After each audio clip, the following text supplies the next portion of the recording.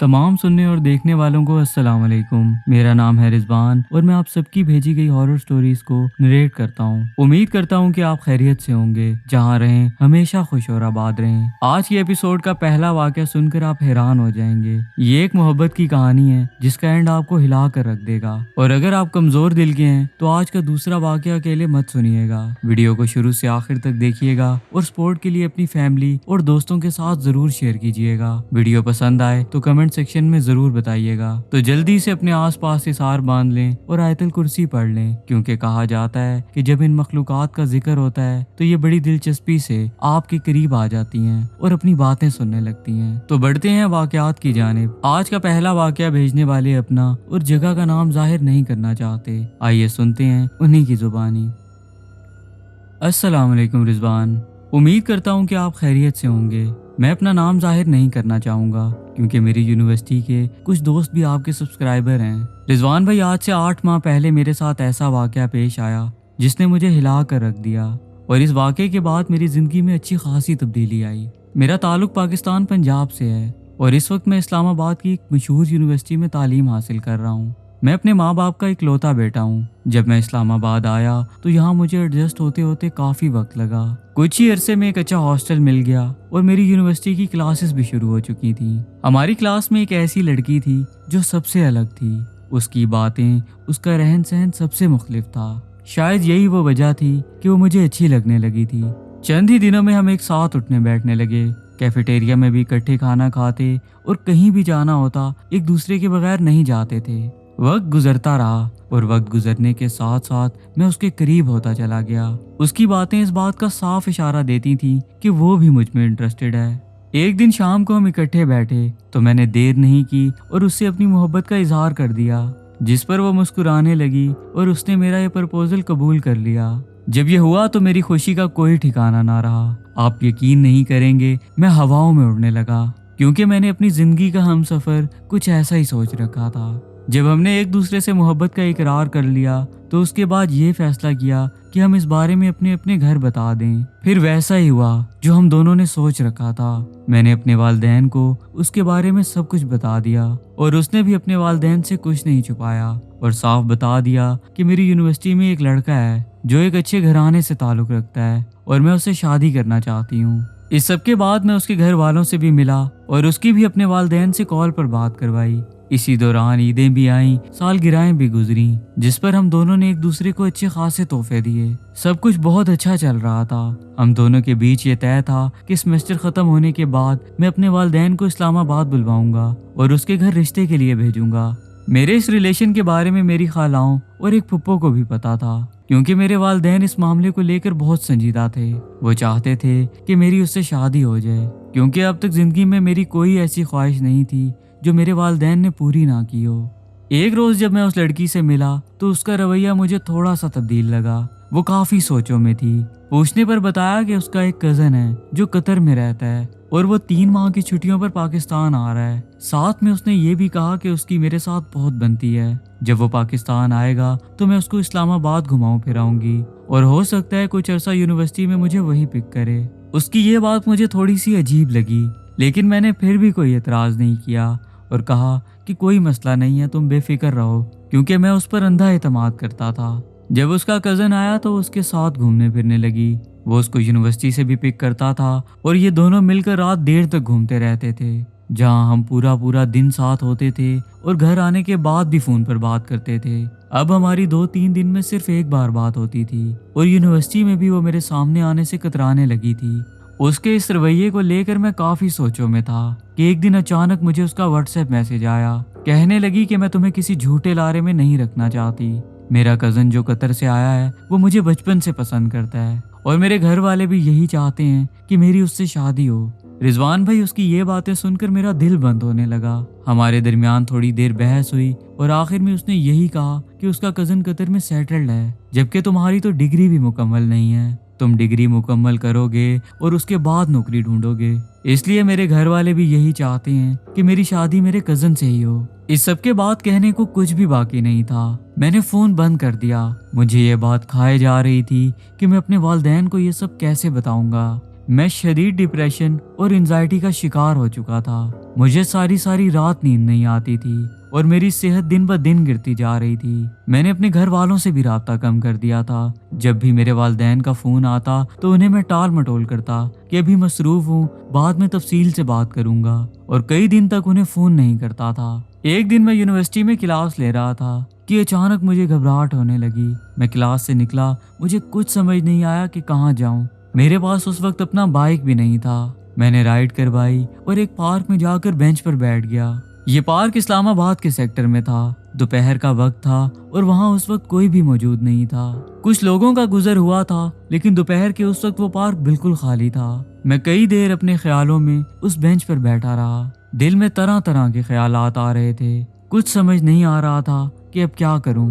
उस दिन मगरिब के बाद मेरी यूनिवर्सिटी में बहुत इंपॉर्टेंट क्लास थी। उसमें मेरा होना बहुत जरूरी था। अचानक दिल में ख्याल आया कि सब कुछ छोड़ छाड़ के वापस अपने घर चला जाता हूँ। कुछ दिन वालिदैन के पास गुजारूंगा और जब तक मेंटली स्टेबल नहीं हो जाता वापस इस्लामाबाद नहीं आऊंगा। मैं उठने ही वाला था कि अचानक मुझे सामने से अपनी तरफ एक शख्स आता हुआ दिखाई दिया। जब मैंने सर उठाकर देखा तो वो मेरे बहुत करीब पहुंच चुका था। 40 बरस का आदमी जिसने हल्के नीले रंग का सूट पहन रखा था। जब वो मेरे पास आया तो मैं उससे नजरें चुराने लगा, क्योंकि मेरी आंखें तब लाल थीं। रात के जगराते करके मेरी आंखों के नीचे डार्क सर्कल्स बन चुके थे।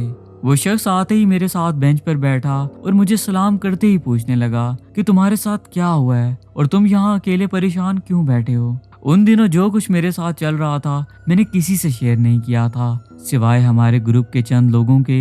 ये बात किसी को भी नहीं पता थी और मेरे यूनिवर्सिटी फेलोज को भी सिर्फ अंदाजा था, क्योंकि मैंने खुद उनसे कुछ भी शेयर नहीं किया था। उस वक्त मैं बिल्कुल अकेला था और मेरे दिमाग में सोचों का तूफान चल रहा था। जब उस शख्स ने मुझसे पूछा तो मैंने उसे शुरू से लेकर आखिर तक सब कुछ बता दिया। एक एक चीज उससे शेयर की। अब कोई बात भी ऐसी नहीं थी जो मैंने उससे छुपाई हो। मेरे दिल में जो कुछ था मैं उसे सुनाता गया, लेकिन इसी दौरान जब मेरी उसके चेहरे पर नजर पड़ी तो मैं देखता हूँ कि वो शख्स मुस्कुरा रहा है और मेरी कुछ बातें ऐसी भी थी जिस पर वो हंस भी रहा था।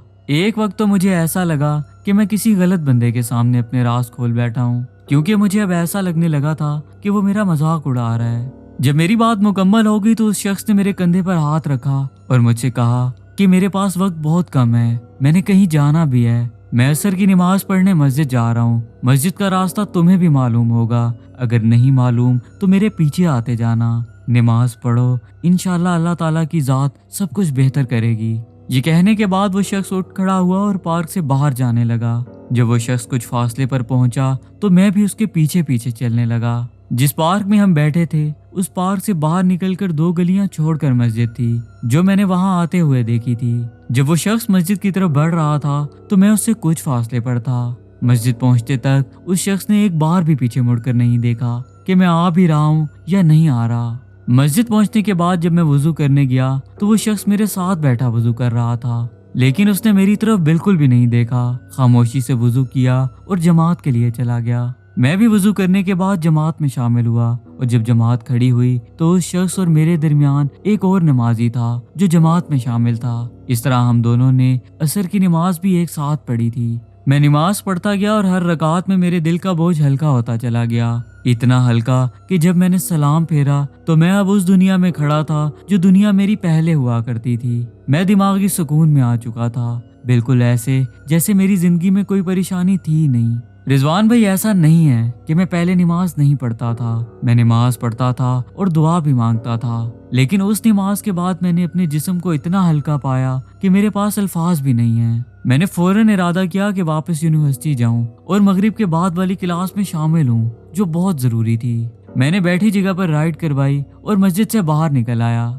जब मैं बाहर निकल रहा था तो वो शख्स भी मस्जिद में ही था। मैं मस्जिद से बाहर आकर खड़ा हुआ ही था कि अचानक सामने राइड आ गई जो मैंने बुक करवाई थी। ये राइड इतनी जल्दी इसलिए आ गई थी क्योंकि वो गाड़ी वाला पहले से उस गली में खड़ा था। अब मैंने गाड़ी का दरवाजा खोला कि अचानक दिल में ख्याल आया कि उस शख्स का शुक्रिया अदा करता जाऊं जिसने मुझे नमाज की दावत दी, क्योंकि इस नमाज ने मेरे दिल को बहुत सुकून दिया है और मेरी सारी परेशानियां खत्म हो गई हैं। मैंने ड्राइवर को बोला कि भाई 1 मिनट रुके, मैं गया और आया। उसको ये बोलकर मैं मस्जिद आया तो देखता हूँ कि वो शख्स मस्जिद में है ही नहीं। मैंने दिल में कहा कि हैं ये खान किधर चला गया है। फिर उस शख्स को देखने मैं मस्जिद के हॉल में गया वो वहाँ भी नहीं था। मस्जिद का हॉल भी छोटा सा था। वहाँ देखकर मैं बाहर आया और बाहर बैठे 2-3 लोगों को उसका हुलिया बताकर उसके बारे में पूछने लगा, लेकिन सबका यही कहना था कि उन्होंने गौर नहीं किया। उस मस्जिद का दरवाजा सिर्फ एक ही था। मस्जिद भी छोटी सी थी और बाहर जाने का कोई और रास्ता नहीं था।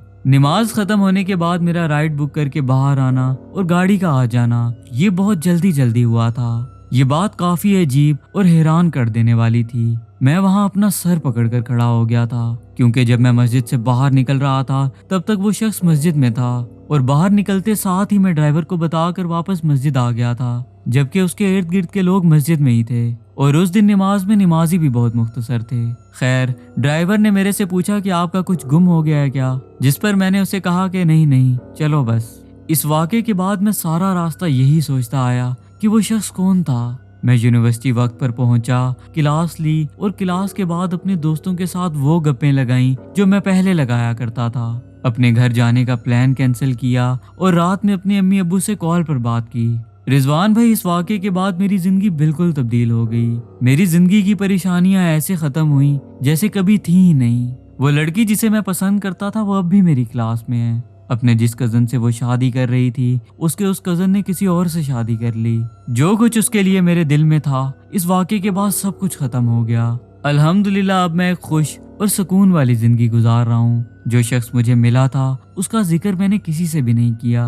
वो शख्स लगभग 40 साल का था, जो दिखने में पठान लगता था और उसके लहजे से भी ऐसा मालूम होता था जैसे वो पठान है। मुझे उसका चेहरा आज भी याद है, जो मैं सारी जिंदगी नहीं भूलूंगा। मेरा दिल कहता है कि वो जो कोई भी था इंसानों में से नहीं था, वो कोई नेक जिन था जिसका वहां से गुजर हो रहा था।